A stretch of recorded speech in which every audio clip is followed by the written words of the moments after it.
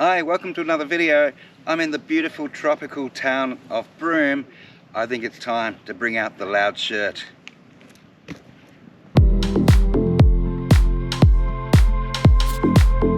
In today's video, I explore the beautiful coastal town of Broome in WA's northwest. This is a town of magical sunsets and world-class beaches where Japanese pearlers have left an indelible mark on the town's history.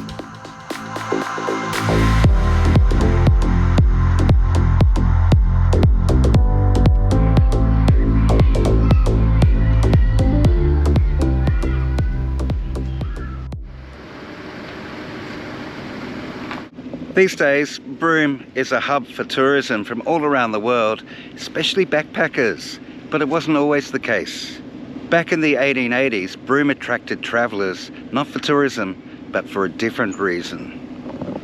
Many Japanese came here to fish for the pearls that are found out in those waters. And by 1910, Broome was the largest pearling centre in the entire world. It was dirty and dangerous work. How dangerous? There are more than 1,000 Japanese divers' graves here in Broome. 1 in 10 divers would have an accident and die.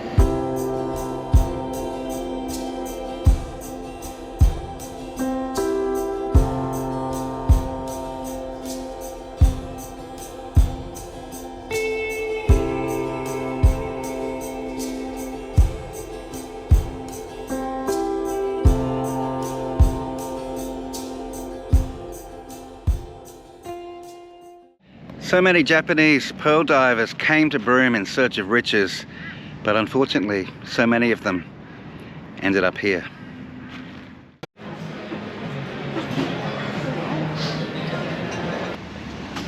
And that Japanese heritage is really evident here in Broome because a lot of the names of the streets and lanes are in Japanese. Of course, aside from the Japanese, and then later the British, a lot of other cultures came here searching for pearls. Indonesians and Malays and Chinese, lots of Chinese.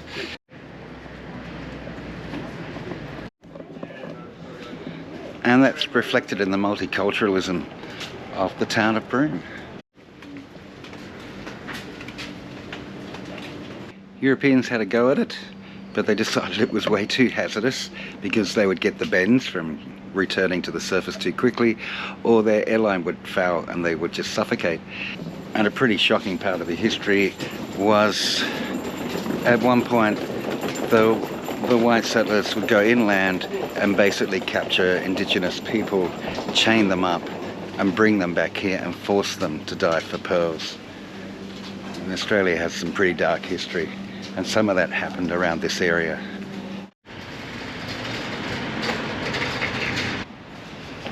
Many years later, Japanese came back, but they came back in anger in World War II. In 1942, the Japanese actually came to Broome and bombed some of the Allied vessels that were out in the harbour, and something like 1, 2, 3, 4, 5, 6, I think, ships were sunk, and hundreds of people died. So they came back in anger. Now they come back spending tourist dollars. That's the way of the world.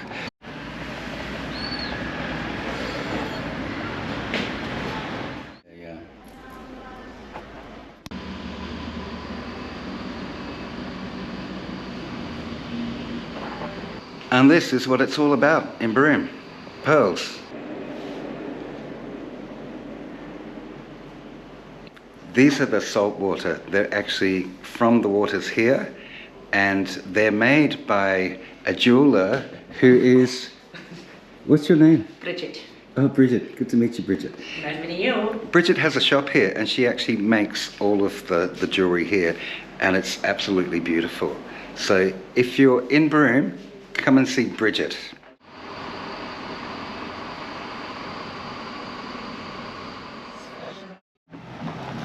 So Broome is a cool place, and it's got a pretty good vibe, but it is also a tourist town, and it's a long way from anywhere else, so be prepared to spend when you get here. Yep, I paid $2.45 for unleaded petrol. $2.45 per litre. I do really like the multiculturalism of Broome. The Japanese and Chinese. There's a bit of Thai here now. The food's pretty good. We went out for Thai food last night. It was sensational. So yeah, I like a place that has different food options and different cultures. It feels more alive.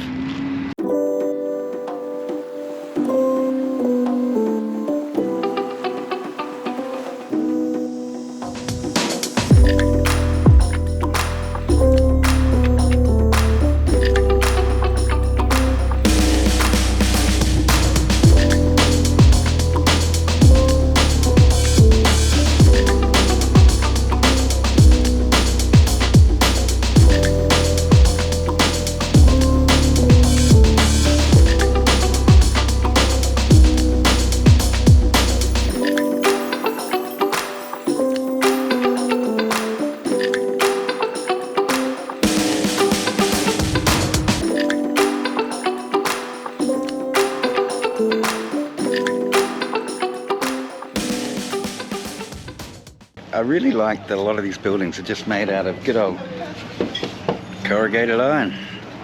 It gives it real character. If you're wanting a bite to eat, then Carnarvon Street is the place to come. It's full of cafes and restaurants, a lot of tourists here, and one of the things that's special about this street is it has the world's oldest continuously used outdoor movie theatres, and that's right here.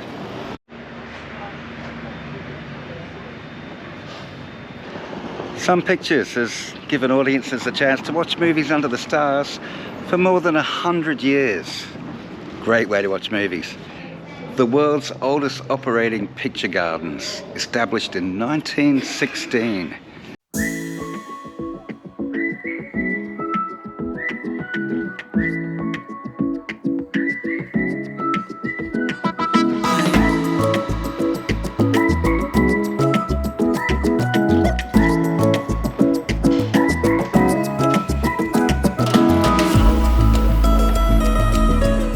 Jamie and I explored the cinema during the day and then came back at night time for a movie night.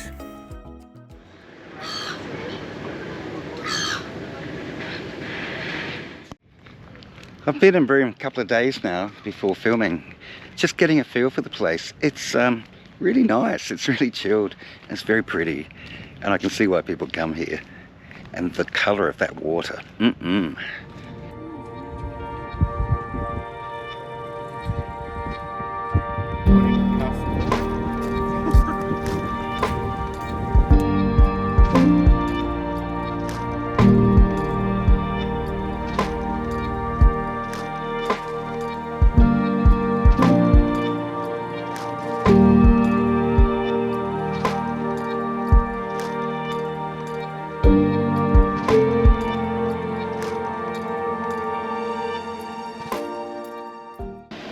And you know you're up north when you see signs like this.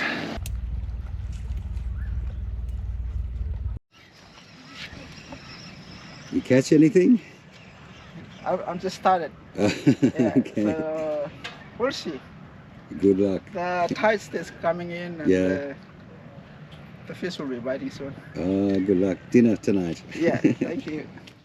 This is Town Beach. It's not a bad little beach, and there's a jetty here. And I was here yesterday and there were lots of people fishing off that jetty. But the best beach in Broome is just up the coast a little bit, and it's Cable Beach. That's where we're going next.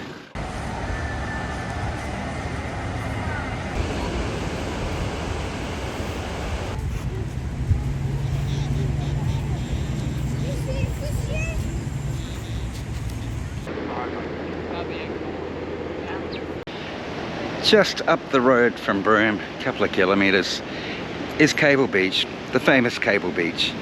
And one of the things you can do at Cable Beach is take a camel ride at sunset. I'm not going to do it. I've already ridden camels. I've ridden camels in the Thar Desert in Rajasthan.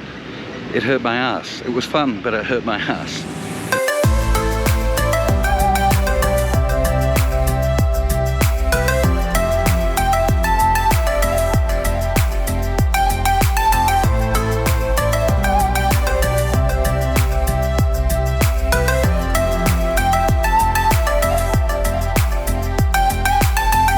most magical sunsets I've ever seen.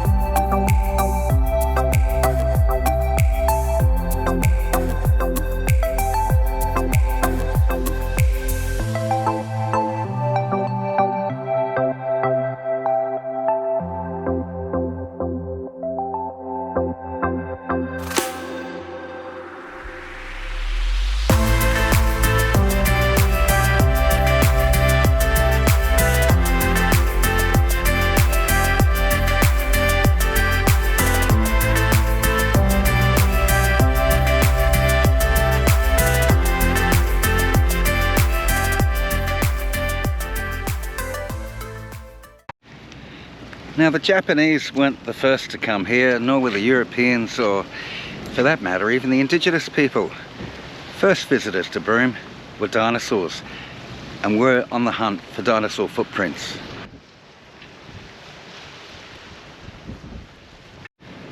Somewhere among these rocks, I know, there are fossilized footprints from dinosaurs. So let's go hunt a dinosaur. We're going on a dinosaur hunt.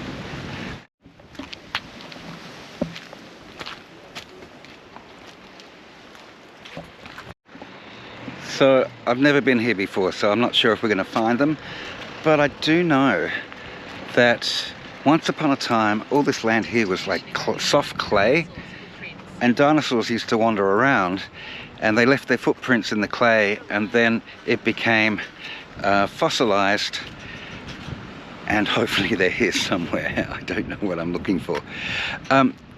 What kind of dinosaurs? I don't know. Big ones. They're all big, aren't they?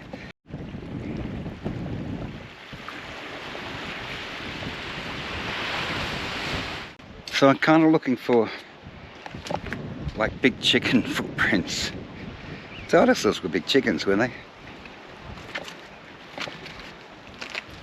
If you're smarter than me, you can actually pay money and do a tour, and it'll show you all the cultural heritage of this area, including where the dinosaur footprints are. But, you know, I'm a dumbass and a cheapskate, so we're just going to try and do it without the tour.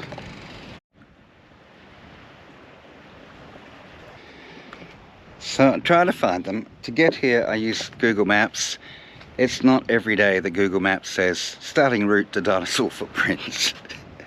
Alright, when in doubt, check with a local fisherman who says, yeah, there are some here, but they're really hard to find. Go up the road about 5 minutes, you'll have more luck. So let's go. I'm determined to find dinosaur footprints now.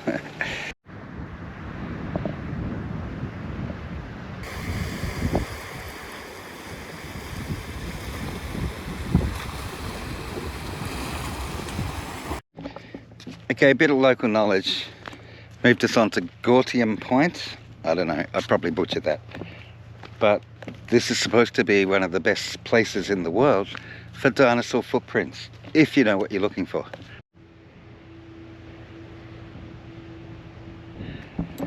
Okay, we found dinosaur prints. Actually, they're fake.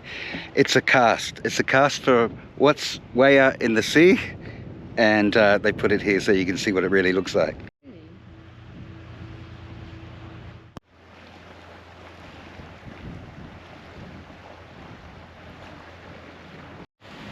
But I was determined to find a real one.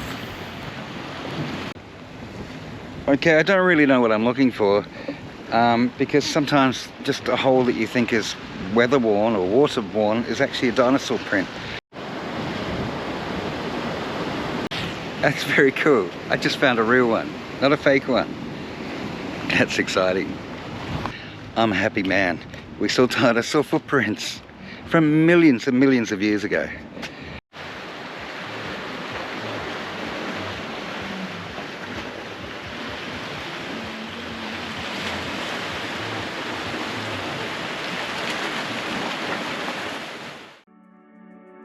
One of Broome's most picturesque beaches is Simpson Beach.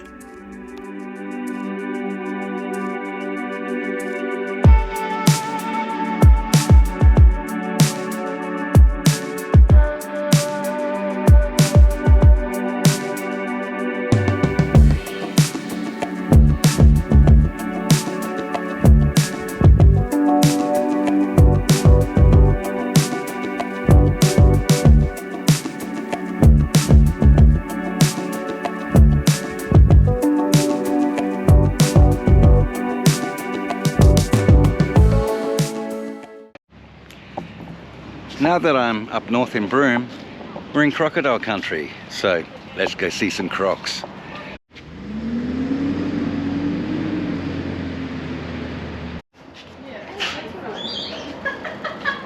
That tail? Squeeze.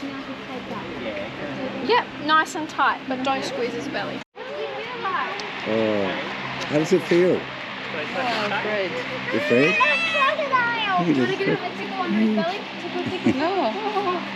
So I've come to the Malcolm Douglas Crocodile Park, which is just a few kilometres up the road from Broome.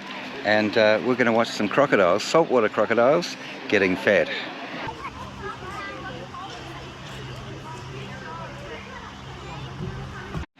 There's quite a few crocs in that lagoon, and I can just see they're really slowly moving forward because they know it's feeding time.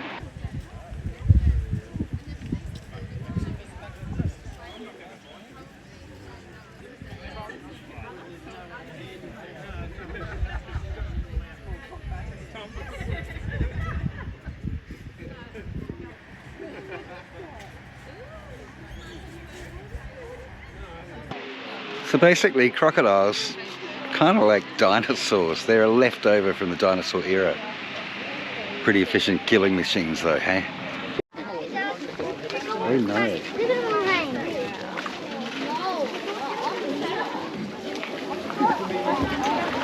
Alright, so here we have Long Lake, which is the largest lake here at the park. Now the male saltwater crocodile can get all the way up to just over 7 meters, a huge animal. And you can see the females here. There's a female just here, this little one. They get to about 3 meters. So the main way to tell the difference between the males and the females. All right, we're going to try going to a belly flop as well while we're at it, because that's pretty cool to see. All right, one more try and then he's going to do it. Yeah. Come on, just go for it, mate. Come on, yeah. Come on. Oh, it didn't quite happen. Sometimes it'll launch out, just be a big splash, but not quite there, but not to worry. Let's try get him up and jumping up and show us how they can do it. Come on. Now it's a really deep pond, so he's able to get nearly vertical and use a big, powerful tail to launch himself up. So that was our little crocodile adventure. What do you think, Jamie? They're pretty big, aren't they? Yeah. Yeah, you don't want to be in the water when they're in the water. Trouble is you can't see them, so I think we're just going to have to keep the swimming pools for a while.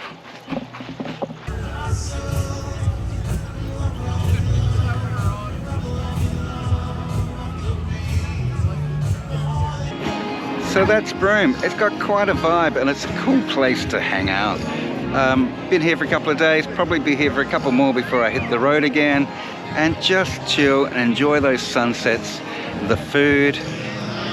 It's got a good vibe. I'm loving Broome. See you in the next time.